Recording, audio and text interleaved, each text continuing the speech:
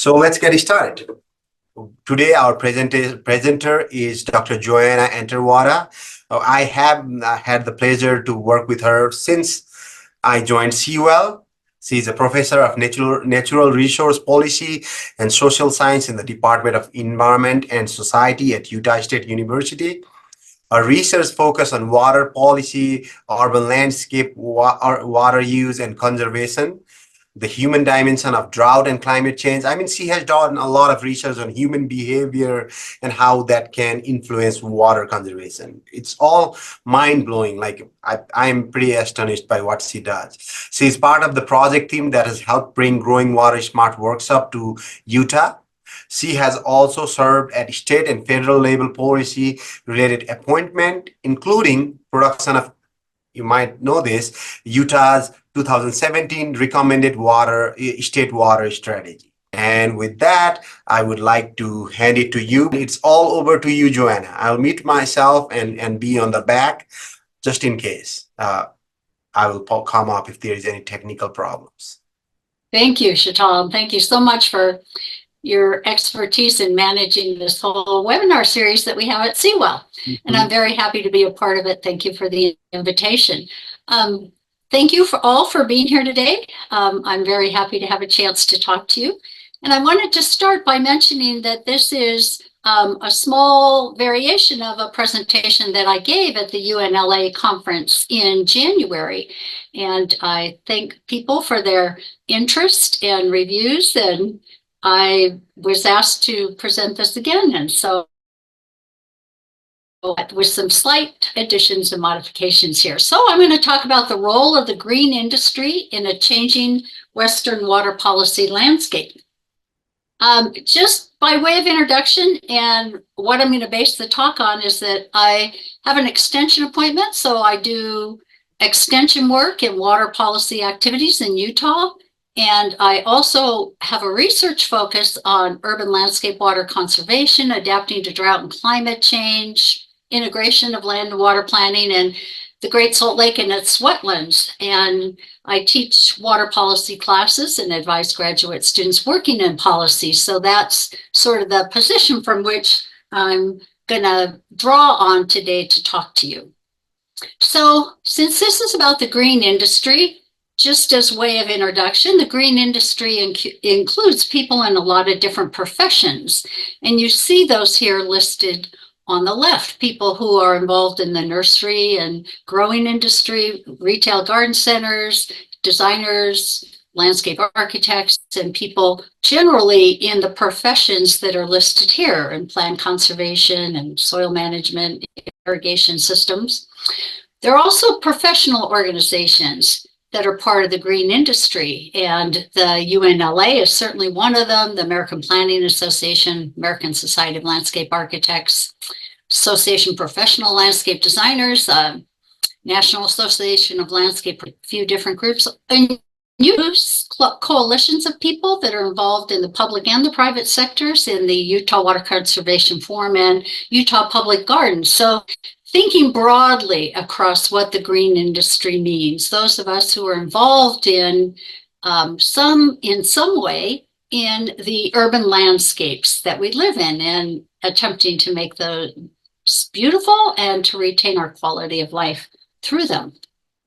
So there have been some assessments of the contributions of the green industry to the Utah economy. And a couple of years ago, Laura Gale wrote a master's paper on track down the contributions. And she noted that while the green industry contributed employment and taxable sales in Utah in 2018, the year the data was available for, the follow-on economic impacts contributed by the green industry are important to consider.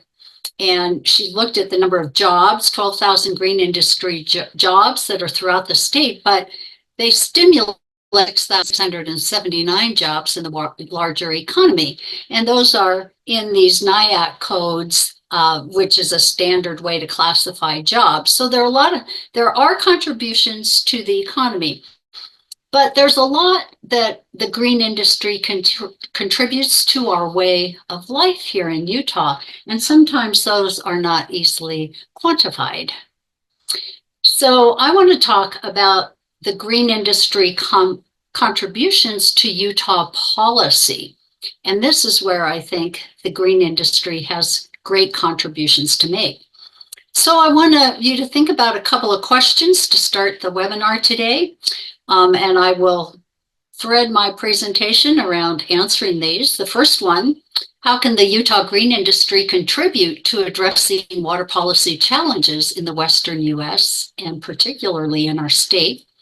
And secondly, what are the implications of changes in Utah water policy for the roles nursery and landscape professionals can play in sustainability transitions? So the presentation today focuses on synthesizing some insights from my extension and research work to address these questions. So first, I want to talk about changing public water policy landscape. So as many of you are aware, Utah has many challenges related to water. We live with aridity, we need to respond to drought, and we have to increasingly adapt to climate change. And this is in the context of continued rapid growth in the water-scarce U.S. West and questions about whether and how it is sustainable long-term. So that's our context and our challenges. As you know, the state of Utah is split practically down the middle between the Great Basin, left here you see, and the Colorado River Basin, the upper Colorado and the lower Colorado River Basin on the right. Both of those basins have been affected by prolonged drought over the past couple of decades. And the Great Salt Lake watershed lies in the Great Basin, and we have seen much attention, policy attention, to the decline of the lake and the concerns over its economic and its environmental sustainability over the long term. The Colorado River has many states involved in interstate negotiations on how to divide the water, which was apportioned in a period of time where water was much more plentiful. So those of you who live in Utah certainly know that we were up against challenges throughout the state. Recently, the Great Salt Lake Strike Team produced a report in January of 2024. I'm a member of that strike team, and so I just wanted to bring some of the insights to your attention, but they're headed in terms of our hydrology. And some of the key insights from this recent report was that mean annual air temperature in northern Utah has increased more than 3 degrees Fahrenheit since 1983. So we're seeing these effects of warming. There's been an increase in the frequency of consecutive dry years, years with below average precipitation in the 80s. We feel the soil profile and everything between dry years. And cutting edge climate projected over the long term, the expected increase in precipitation from warmer temperatures will be overwhelmed by rising temperatures and evaporation, and that will affect future water availability. So the projections are that water won't necessarily become more plentiful, that we are up against a more long-term challenge of living within our means of limited water supplies. Utah is also growing and changing in terms of ethics and economics. And a recent report, and just last year, from the Kem Gardner Policy Institute at the University of Utah, noted some of these particular changes. The new Utah is really a more mid-sized state. And in the past, we had more internal growth, and we're going to see more external growth and migration into the state in the coming decades. In the past, we were less multicultural, but we're becoming more and more multicultural as a state. We are also experiencing the aging of our population. And so we're having older people in need of different housing and different circumstances. We've had a strong economy for a long time, but now Ken Gardner Center says we're really headed for an elite economy. We are a place that people are investing. And we've had affordable housing in the past, so we're increasingly seeing less affordable housing available.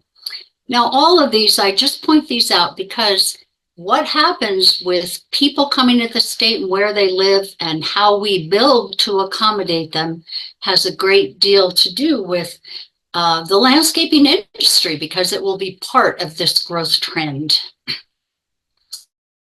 Changes in Utah water policy in recent years, and I'm just them here for you. And these changes have been seen. People who are part of the water community and who've observed water policy for many decades have commented and increasingly comment on changes that are occurring. And we're in a period of rapid change in water policy. So here are some of the changes. We're confronting the uncertainties in supplies. That is a less reliable way to plan for the future, to expect that we will develop new supplies. We've been shifting the focus to water demand management strategies.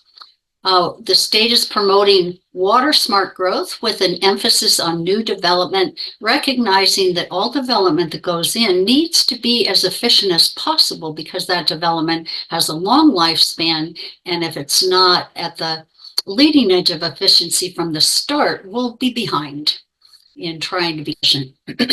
There's an increased urgency to achieve conservation and efficiency results because of the challenges we're facing in both the Great Basin, the Great Salt Lake, and the Colorado River. A lot of legislation has been passed in recent years, and generally it has been focused on promoting conservation, accounting for water and its use, transparency in water data, and more flexibility in how we can attempt to incentivize and move water around between areas of need and areas where maybe some conservation can occur. We're also seeing some shift from education and incentives as way to encourage change to more requirements because we need to get everybody moving in the same direction and on the same page.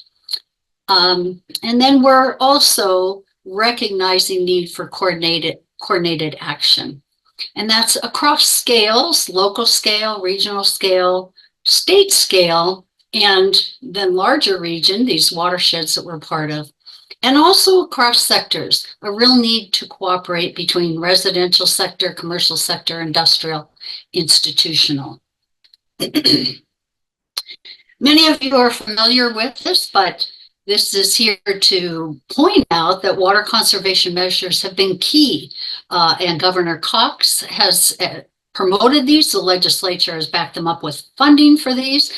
We've had an expanded church buyback program, statewide installation of secondary water meters, lots of appropriations to help with that. Integrated land use and water planning and ag optimization. So these big conservation measures have been on the plate in terms of the legislation that's been passed and the appropriations that have been made to help make this happen. Just overall quickly, you can find these summaries of this and on the next slide of some water legislation in 2022, and the next one will be on 2023, that are on the Division of Water Resources website. But as you can see, there have been a number of different bills that have focused on these trends that I just mentioned. And so you can take a look at those a little bit more carefully, but these are some summaries of what happened in 2022 to illustrate the fact that we're in a period of policy change. In 2023, additional legislation occurred in these areas, providing resources and requiring certain things of conservancy districts, requiring certain things of homeowner associations, of individuals. So more legislation in 2023. Again, in 2024, we have some legislation up related to water, and I'm just going to point out that our legislative session is going on, as you know, and there are places to track these bills that are going through related to water. You can go to the Utah State Legislature website, and under their tab of bills, you can go down here to a tracking service, and you can track bills, and you will get tracking services to tell you where the bills are in process. Jeff Gittens with Smith Harbison has a good blog, and he actually has a 2024 legislative preview snapshot of it, but House Bill 111, Water Efficient Landscaping Requirements, is one of the bills that's up. So a bunch of different bills and his synopsis of those. There are other places too that you can track legislation. For example, a lot of environmental groups are tracking legislation because they're concerned about water conservation. The Friends of Great Salt Lake is an organization focused on measures to help get more water to the lake and help sustain the lake. So they have legislative updates and priority bills on their website. These are listed here for you.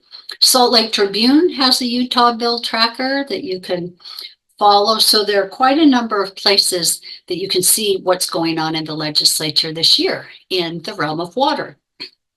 The other thing I wanted to bring to your attention to make the case about this context of water policy change is that Emily Lewis with Clyde Snow, a law firm, has done some work in Great Salt Lake Basin Integrated Plan.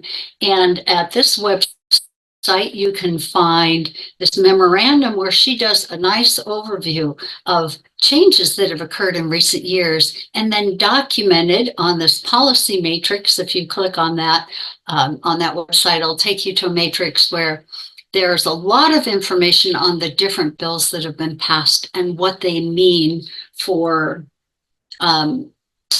where we're headed. The other thing I wanted to point out is that Utah, at the highest levels, at the governorate and under the governor's leadership, has created a Utah's Coordinated Action Plan for Water. And this has been a plan that got all the relevant to try to work on promoting conservation and other elements of moving us into the future on how we manage water. Now, all these changes have some implications for the green industry that I want to point out. In terms of landscapes, we're realizing what we grow and irrigate and how we do it matters. This is true both in the agricultural sector and in the urban sector. And there is increasing attention to attempt to quantify the consumptive amount of water that we use, because that would be water that would not be reaching the Great Salt Lake or available for other uses. And in the urban environment, of course, landscapes consume a lot more water. Indoor water use, much of that, close to 90%, returns to the system. And so what we grow and how we irrigate it and how we do that matters. The role of the green industry. Private builder and landscaping industries really have a critical role to play in water policy implementation. The legislature can pass laws to help move us in a particular direction. Changes on the ground, implementing the policy, making changes requires the help of citizens, industries, governments, and so we all have a role to play, but has a role and opportunities here. And that's the last point, opportunity. The green industry can really proactively support this new direction in policy change. So the next thing I want to talk about a little bit is green industry professionals and where there is a role for professionals to play. So I want to start out by making a point about the durability of what we put on the landscape and how we build our communities. And the fact that there are decisions associated with all of that. The most influential decisions, I would argue, water decisions are ones that establish expectations, habits, and use patterns that shape water demand and that can be hard to change. So whenever we're building something, the form that that takes will create certain expectations that will carry forward into the future. And landscape design and installation are important. How they shape water use patterns is really important to alter the trajectory of water demand associated with growth. So we're facing growth, and how we grow matters. And the green industry has a role to play in that. So there are a lot of different kinds of decisions, and these are decisions that I will argue the green industry has a role in influencing. There are public policy and planning decisions, commercial decisions, institutional decisions, landscaping decisions, and certainly consumer decisions. So I want to go through these a little bit, one by one. What kinds of decisions are being made? You as an audience, I would like to have think about the role that you could play in these decisions. First, public policy and planning decisions are real important. They affect urban water, new development in certain locations, establishing different urban forms and densities, implementing building and landscaping codes and ordinances, and setting water pricing structures. So these public policy and planning decisions are important. Commercial decisions are also important, and they're related to the water fixtures, the irrigation technologies, and nursery products that companies choose. They decide to produce, use themselves, service, and or sell. And that can have a big influence on residential, commercial, industrial, or institutional water use. It is the end of the pipe water infrastructure that we need to be concerned about, and that's where many of us have individual decisions and group decisions, household decisions that we can make. Landscaping decisions, of course, are key because of the amount of water used in the urban sector that is for landscaping, well over 60%. And landscaping decisions, as you all know, if you're interested in the green industry, relate to the types of urban vegetation to plant, how to water it. That will affect outdoor water use, and local landscape design, installation, and maintenance companies can significantly influence consumers and clients' landscaping decisions and affect long-term patterns of urban water use. Institutional decisions are important, particularly important. And these often apply to large property holdings. For example, all government buildings, parks throughout a city, or all the households located within a homeowner or condominium association. And institutional water conservation actions are important for other reasons. Primarily, they serve as a really prominent and visible public example of that can influence the behaviors of other members of a community. And so some of the legislation passed in recent years has been on what is required of government buildings so that government can help set the example in this trend. Individual consumer decisions also are very important, and they range from where we choose to live, what water devices and services we purchase, how much water to use, how much we're willing to pay for.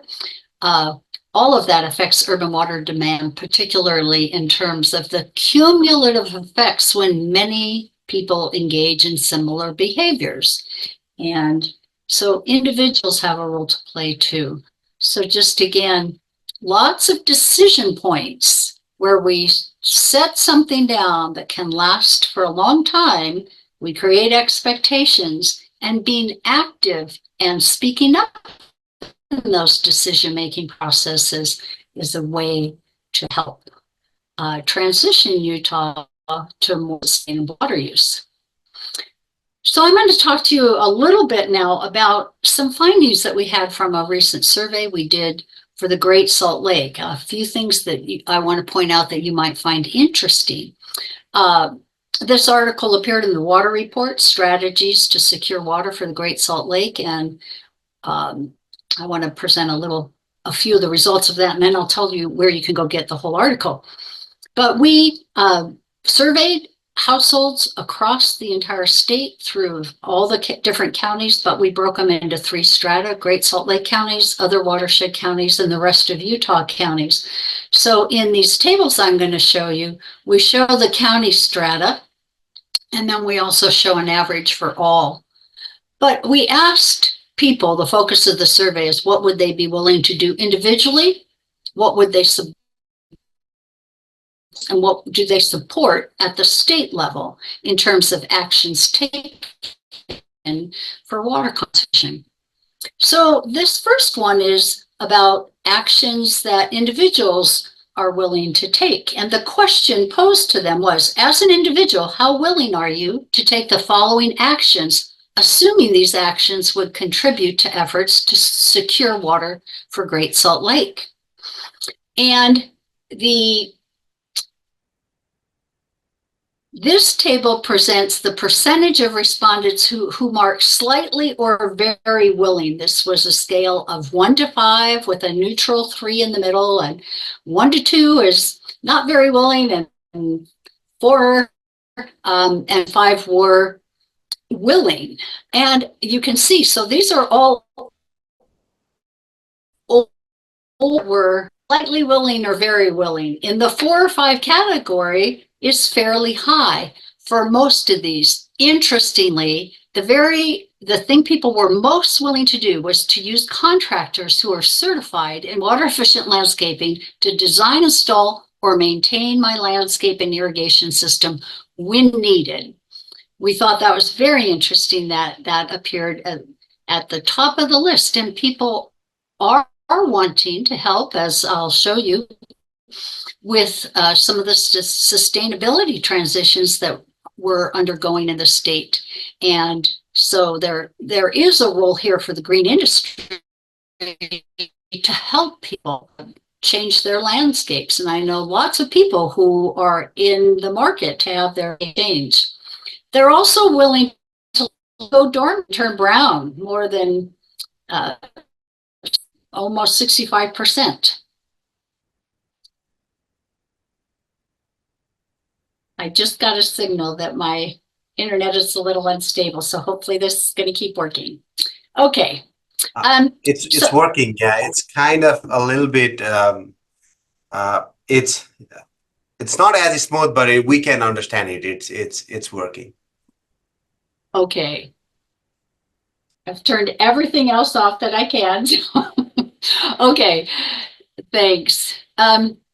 So in terms of having certified landscape professionals, just wanted to point out that Center for Water Efficient Landscaping has a QUEL training program that is run in combination with the UNLA, Jordan Valley Water Conservancy District, as part of a national program. And in Utah, the Center for Water Efficient Landscaping helps run this program. And if you get a QUEL certification, Qualified Water Efficient Landscaper, you can actually go on there's a map that goes with the national QUEL, and people can look up for their postal zip code names of people who have been through this. Bring that to your attention, since that's something that people want. In terms of motivations to reduce household water use, depending on how the water will be used, we asked people, how motivated would you be to reduce your own household's water use if you knew the water you conserve would be put toward the following uses? And what you can see, people who are moderately or very motivated to improve a lot of environmental values. Those got high rankings. But in terms of saving water to allow increased development in their area, they are not very willing. This is the 3rd time we've asked a question like this on a survey over the last 20 years, and it is consistently the lowest rated. But the meaning of that is it really makes it imperative that new development occurs in a very water efficient way to help justify the fact that it is, in essence, adding more water use to a water system. So people are willing to support government or utility actions to secure water. They want to ensure water supplies adequate. Many of them, this is the mean on a scale of 1 to 5. So all of these are above the middle, meaning people are generally willing to do these things, or they're supportive of these things. And so mandating outdoor water restrictions during shortage, adopting, implementing land use ordinances and building codes are supportive of that, limiting the amount of turf available in outdoor installations and renovations. And they're also of increased prices to reflect the full cost of. You're seeing that the public is moving in the direction of what they would like and what they're going to be looking for on the market, and this will affect the green industry. In terms of their support for various state government actions, a couple of things. They want prioritization of water demand management, conservation, efficiency, and reuse over new water supply development. And they also want to promote significant reductions in Utah's per capita water use. So you can take a look at this particular article and at least get some takeaways from it. In terms of how they generally rank goals for managing Utah's water resources, they generally want to ensure supply of drinking water and water quality and water for agriculture, so uses that will support human needs. They want to, and this is a scale of what is your highest priority, and they were asked to prioritize these from 1 to 9, 1 being the highest, 9 being the lowest. So human uses, protecting the Great Salt Lake and wetlands and wildlife, and then ensuring supply for economic development or saving taxpayer money, ensuring supply of water for residential landscaping, and providing recreational opportunities were the lower priorities. So I'm just sort of showing that. And so residential landscaping, as with agriculture, has come under some scrutiny and some criticism at times. In Utah, we hear it referred to amenity uses that might not be important. And so moving landscaping toward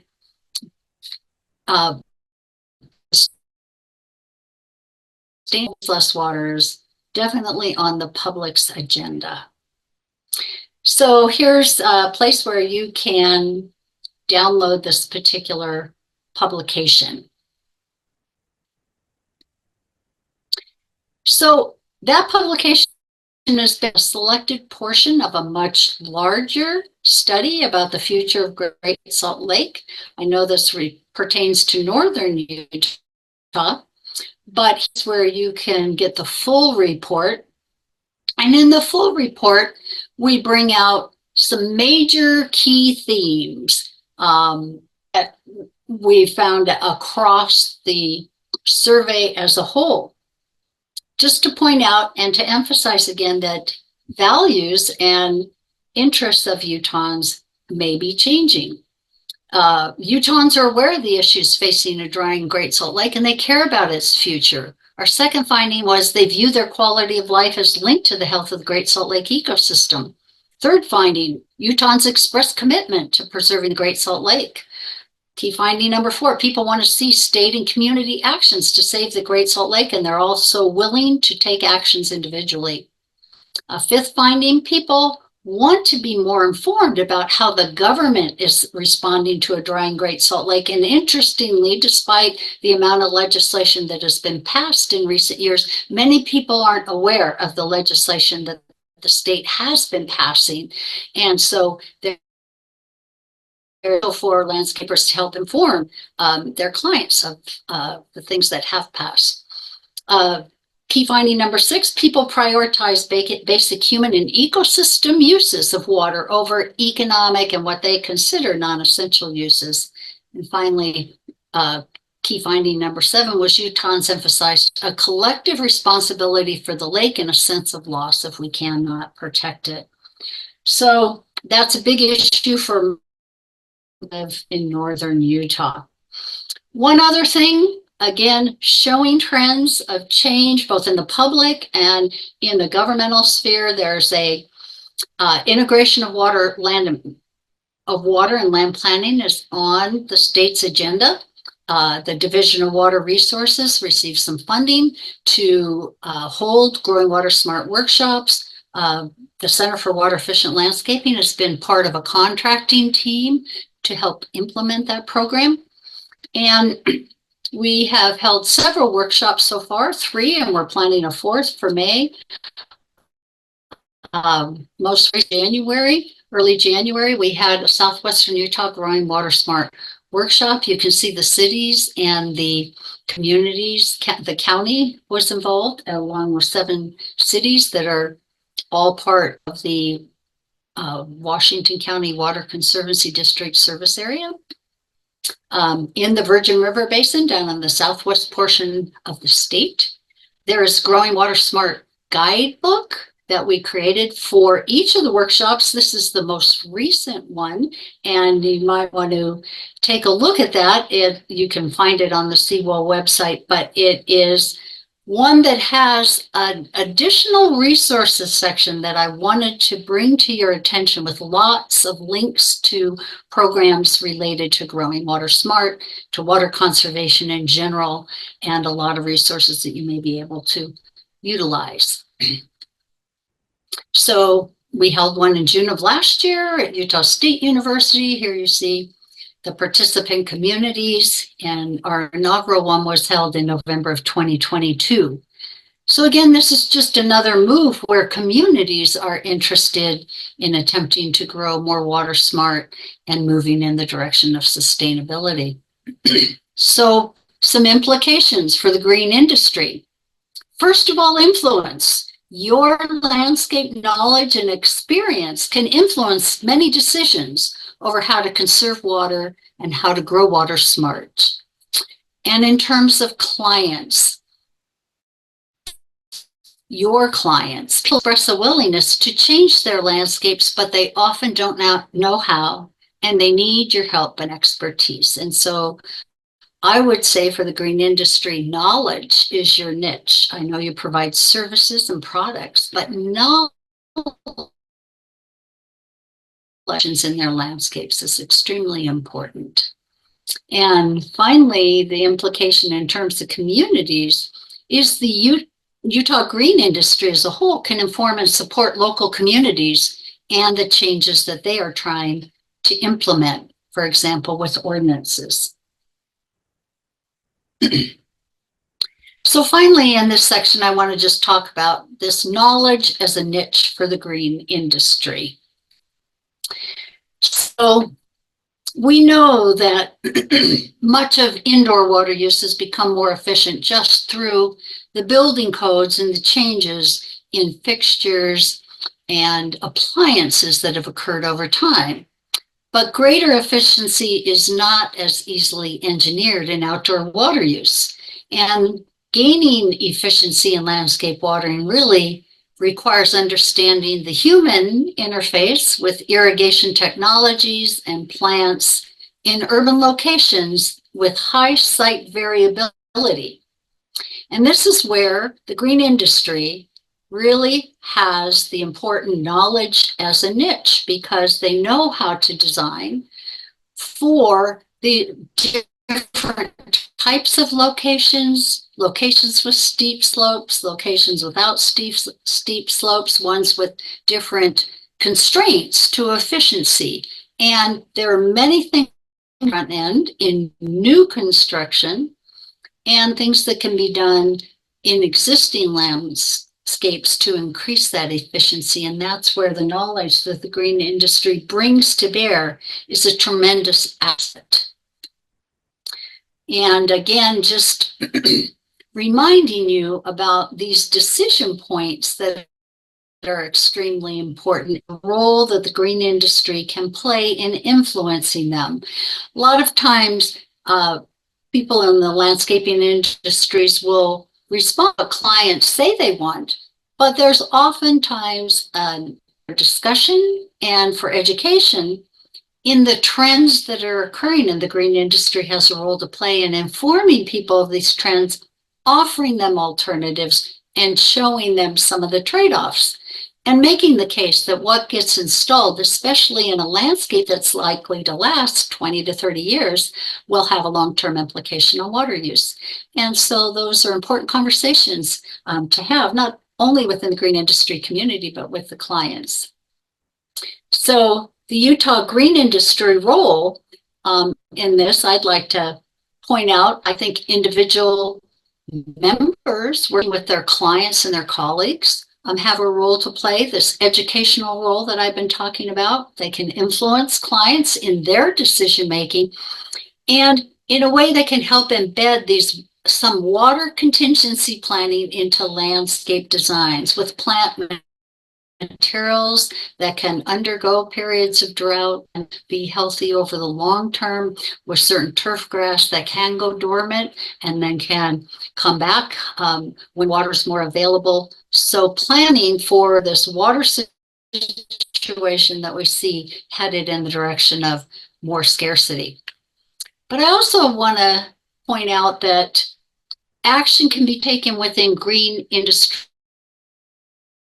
Green industry can exercise leadership in industry transition towards sustainability. They can help make the case for water smart change and input into policy formulation at the local, regional, and state scales. So the green in part to play in engaging in sustainability transitions, and that's where we're headed. There's an academic literature on this topic, sustainability transitions, and it's really motivated by the urgency to address complex global problems. Much of this literature emanates from Europe, climate change, but it's relevant because we have an urgency to make changes and make them quickly in order to respond to and the growth situation that we're in. So in this literature, it recognizes the importance of several things. First, there are multiple transition pathways, and so there's a lot of room for experimentation to find position, and that's what we're working on, and that's what a lot of the policy legislation is about here in Utah, is finding ways to transition our economy and our water use patterns. Transformations can be abrupt or emerge more gradually over time. This literature points this out, and a part of a gradual transformation from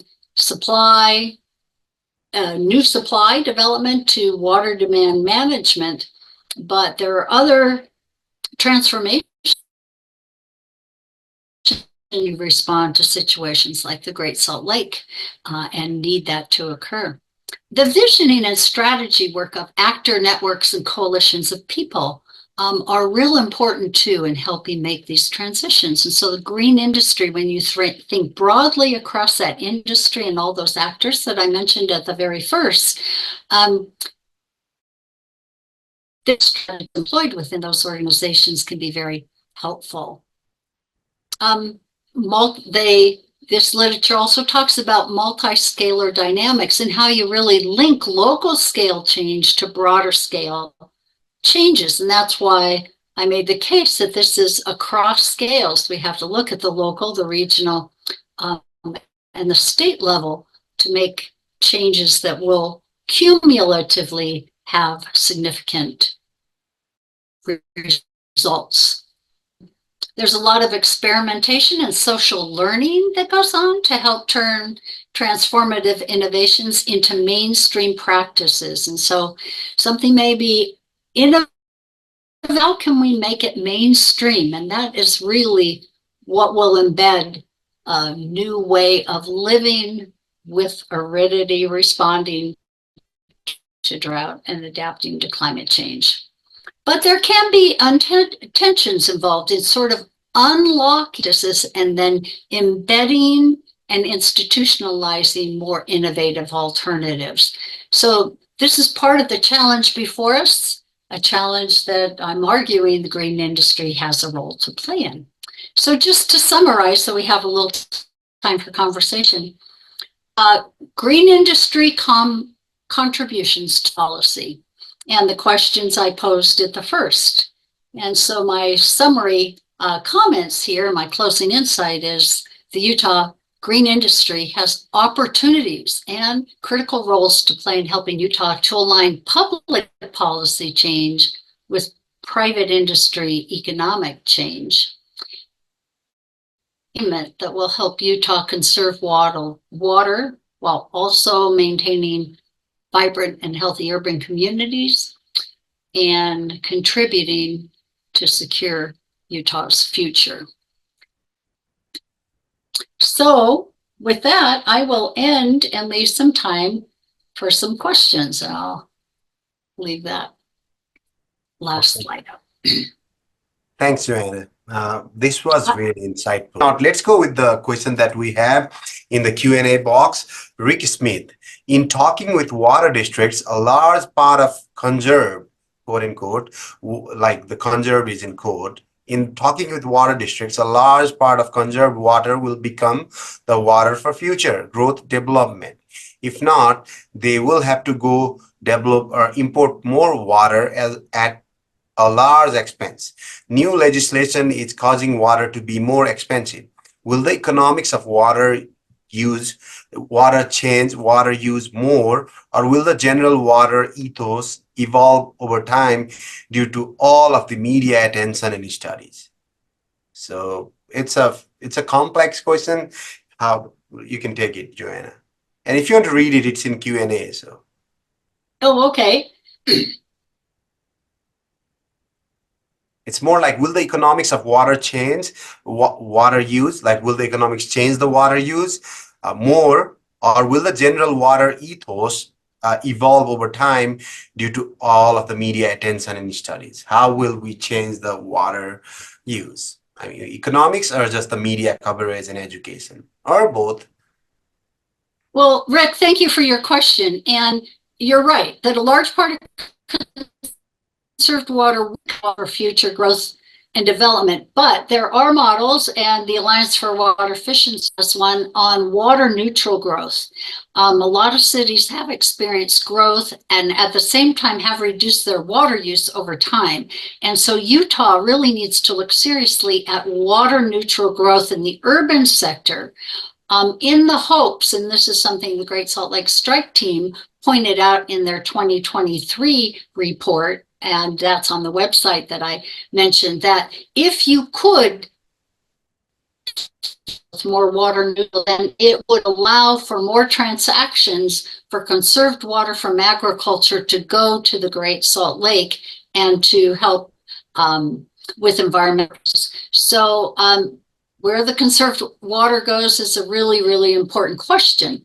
But developing new sources is very feasible right now. And we've seen that with the Lake Powell pipeline, for instance, that Washington County thought would be built by now, but is not feasible politically or economically at the present time. And so, yes, I think Utah water will become more expensive. And the ethos about water use, I think, is driven partly by, well, right now, it's not as much driven by economics because we still have fairly low water prices, but it is being driven by people's concern over environmental health and seeing environmental health, say, of the Great Salt Lake, and human health, and the dust from dry Great Salt Lake bed is of concern to many people. So I agree with your observations, but there has been a lot of media attention. The Great Salt Lake Collaborative has brought a lot of attention to the Great Salt Lake issues here in northern Utah.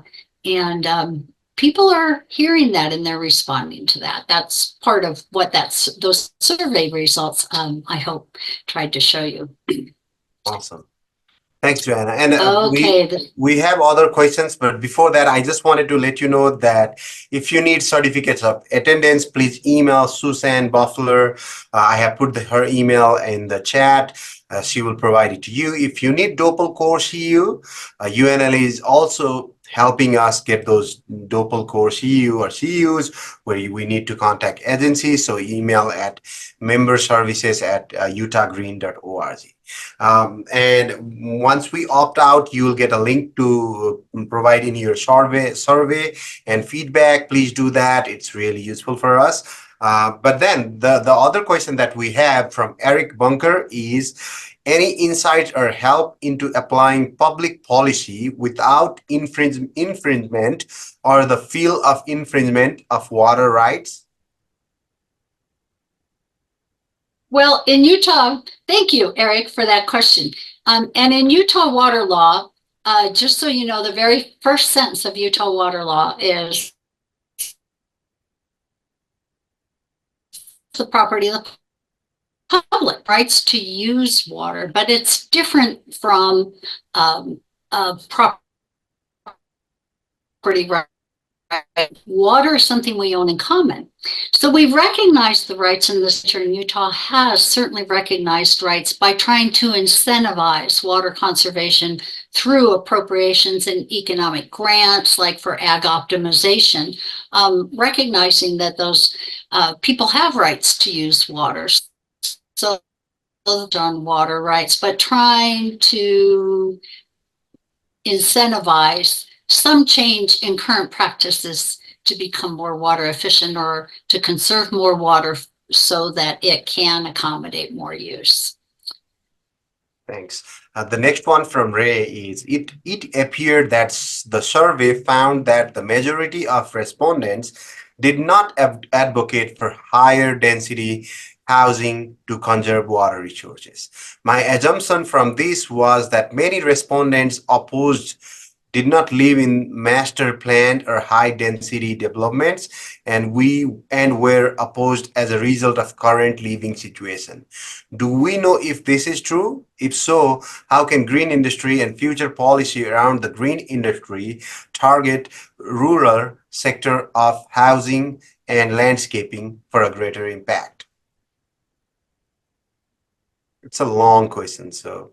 Well, thank you, Ray, for the question. And I hope I'm addressing it with what I have to say. But you're right that there are a lot of people that high density housing in their backyard was not something. It was phrased in the survey in their neighborhood, and they are not necessarily supportive of that yet because of housing affordability and a newer generation of home buyers that might not necessarily want to have large landscapes to maintain, in addition to this aging population that really wants to downsize if affordable housing were available, leave larger homes and larger lots for families and move into something else, is a question that we need to face in Utah. And so this connection between how we grow, the landscape implications of that, the water use implications, and density is a really important one. But housing affordability and water management are coming together on that issue. Those two issues intersect, I should put it that way. And so I think the green industry, the last part of your question, if so, how can the green industry and future policy around the green industry target a rural sector of housing and landscaping for greater impact? I'm not sure if I understand that, but there is a lot of change in rural communities as well. We experienced that with the workshop that we had in southwestern Utah in January with a lot of rural communities faced with very hard in the future and some of the conflicts in the transition that are going on there and their ability to respond to that quickly enough. So appreciate the question and the thoughts involved in that. Thank you. Yes, yes.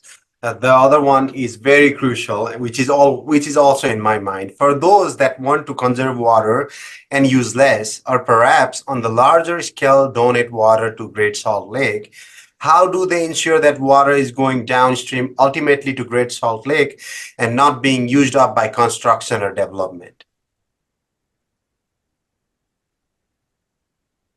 Kayla, that's a very important question, and thank you for that. The Great Salt Lake Trust was set up by the legislature to acquire water rights for the Great Salt Lake through leases or purchases. And one of the key issues is shepherding that water to the lake. So if a water right is purchased and there's an attempt to move it to the lake, how does it actually get there and pass other water users along the way who could divert instead? And so one of the key needs right now is for more instrumentation and monitoring of water as it flows through the system. And there is a recommendation on the part of the Great Salt Lake Strike Team for that. And there are some appropriations that the legislature is looking at to help with that. And so that is a really important question because people want to know that the water they conserve, or if they're motivated to for a particular reason, they would like to know that their conserved water is going to meet some of the need they had hoped it would serve. So very Great Salt Lake, that is still something that's a possibility for people to do. You probably read that the Churches Jesus Christ of Latter-day Saints had donated a water right to the lake last year. And so that is also something that's available to individuals to do. And that is a big decision people can make if they happen to have water rights and can donate it. And it depends on the blocks of water and how to move that water. But great question. Yeah, great awesome question. And Joanna, please share this presentation with me when you're done, and I will share it with some, Evelyn wants some URLs from your presentation. So if you can share, I think you shared, but it didn't come up. So if you can do that, it would be awesome. Again, I have another thing to say. These are recorded and these will be in our YouTube channel, Waterwell with Sewell. With that, thank you, Joanna. It was very nice learning about all these policies and how these can change our human behavior and thoughts. And yeah, we were glad to have you.